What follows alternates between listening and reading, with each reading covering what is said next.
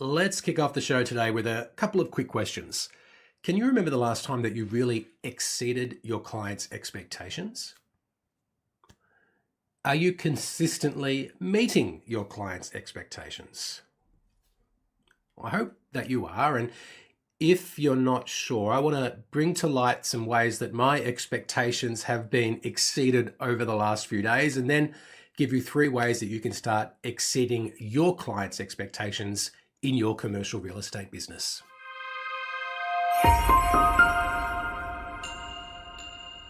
Hello and welcome to episode 215 of Commercial Real Estate Leadership. My name's Darren Krakowiak. I'm the host of the show, and I really appreciate you joining us for another episode. I'm here to help commercial real estate principals to accelerate revenue growth by building the right team, serving ideal clients, and implementing scalable systems.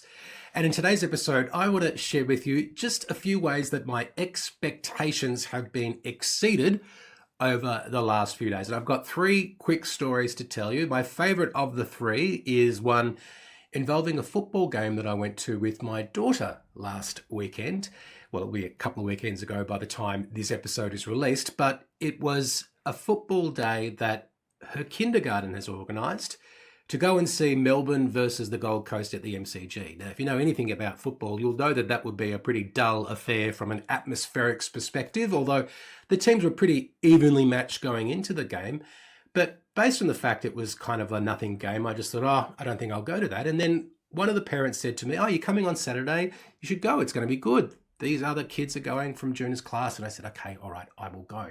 So I paid the money and they started exceeding my expectations massively, right? So it was $45 for me and my daughter to attend, which seems reasonable. But then they gave us a show bag. And this show bag contained so many good things, including paraphernalia for the Melbourne Football Club, because even though we're not supporters of the club, we're there as their guests because one of the parents from the kid works for the Melbourne Football Club. So they gave us all this Melbourne football gear, which was great.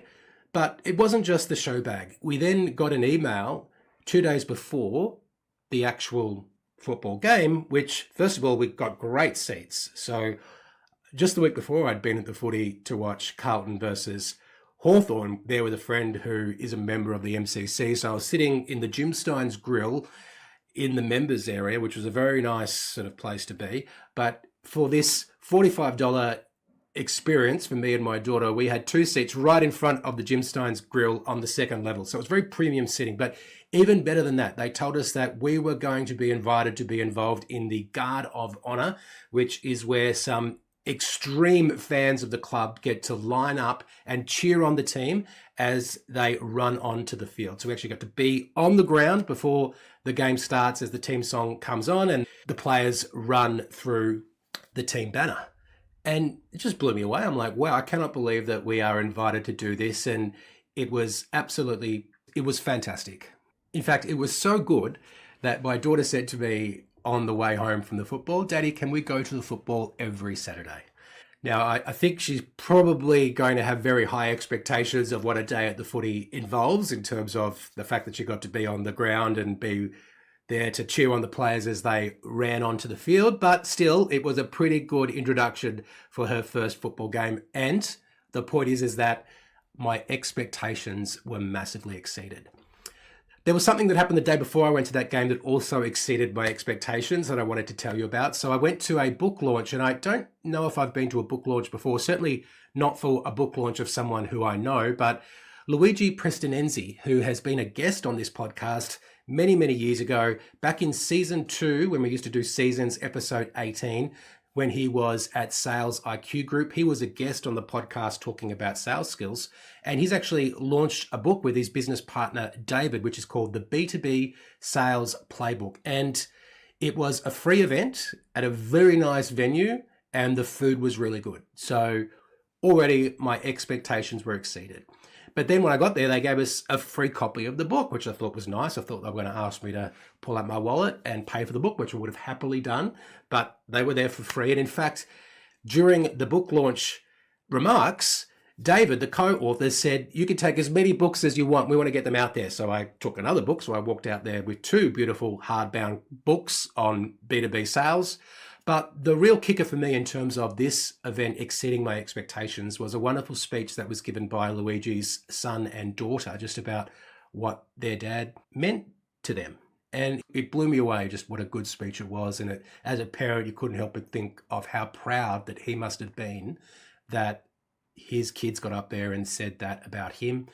And a nice little touch is they had a competition for the most creative way to get the word out about the event and the book. And I'm not telling you this story to be in the running because I think that there will be a lot of people with much higher profiles than me posting, because it was a well-attended event with many influential people.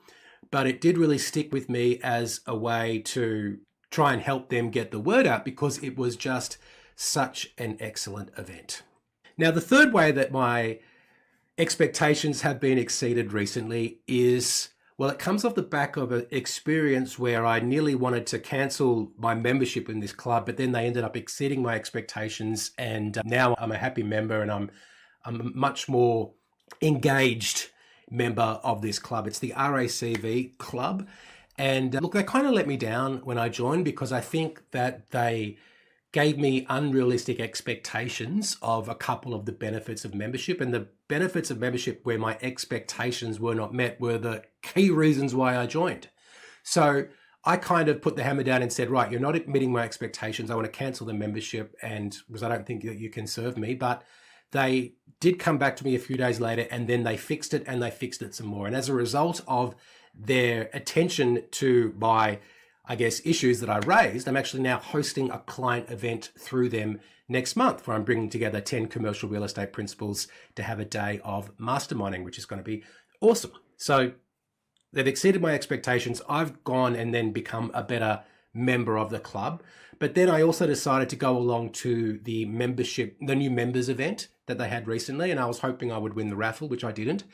But I learned about a mentoring program that they have, where more senior members of the club will mentor their more junior members. And I'm probably on the cusp of like younger or older, but I thought, you know what, I mentor a lot of people in my business. I think it's time for me to get mentored. It had been a while since I've had one. So they've partnered me up with a mentor, and the mentor who I've been partnered with is just a fantastic match. We've had one meeting so far, and I'm meeting him for lunch again later this week. And I'm just really pleased with how it's been coordinated so far. So the RACV club has exceeded my expectations there. And it's also my birthday coming up this month, and they just sent me a $50 gift voucher for my birthday as well. So a little cherry on top. So I've told you those stories because I think they're just a few examples, positive examples of what happens when you exceed expectations. And I think it's always good to manage expectations, but one little strategy that you can try and deploy is to hold something back, right? Even if it's a small thing, if you hold something back and it becomes a bonus or a surprise that you can give to people after they've already decided to work with you, to give you their business, that makes them feel even better about their decision. So just to wrap up the episode, I wanted to give you 3 ways that you might like to exceed expectations for clients in your commercial real estate business. And the first way to exceed your clients' expectations is just to be really proactive with communication, to give them what they want before they even ask. And I don't know if that's extremely difficult to do, because when you think about it, we take clients through a journey of A to Z, and if they're up to L, then you know what's coming up at M, N, O, and P, and you can anticipate that and provide it to your clients before they even ask for it. So it's as simple as sharing insights before a client expects them and providing real clarity on what it is that they can expect next in a process. Telling them things that they don't expect you to tell them about is exceeding their expectations. The second way that you might like to exceed your clients' expectations is to look for ways to add value beyond the transaction or beyond the scope of the service for which you have been appointed. So become more of a strategic partner than just a person who's handling a listing or managing a property. Simple ways to do this include connecting people that would be of use to your clients. That could be fit out contractors or lawyers or accountants or mortgage brokers. And it could actually be someone who has nothing to do with property, but you just believe would be a good introduction for you to provide to your client. And another way that you can do this is just to share helpful resources that, again, your client isn't expecting from you. And I think I've shared this on the podcast before, but I'll tell you the story again because it's been a while. Back when I was in Korea, one of my team members had a client whose baby was having trouble sleeping. And the member of my team had gone through a similar situation with his son, and he had read a book by it's something like The Baby Whisperer. It could be lost in translation because it was a Korean book. But he gave this book to the client to basically say, this really helped me and my wife when we were trying to work through issues with our infant son's sleeping. It might help you, right? And that is adding value beyond the transaction. And that's really going to be something that is exceeding your client's expectations. And the third and final way that I think you can exceed the expectations of your clients is to take accountability and ownership for everything that's going on, especially when things don't go according to plan. So you can be the calm, confident voice. When something goes wrong, you take responsibility for the delays, the issues, even if it wasn't your fault, because you are the one who wants to ensure satisfaction and a smooth transaction for your client. And, I'm not suggesting that we start indulging in scope creep. This is more just about the ultimate, result that we're trying to reach and doing what we can to help make that result happen and being responsible for it. So which of those three approaches to exceed your client's expectations could you adopt in your business? Start with one, and your role as the leader is to empower your team members with real stories and real examples of how they can deploy the exceeding of expectations with their clients so that referrals and repeat business starts to take care of itself. That is our episode for today. Thank you so much for listening, and I will speak to you soon.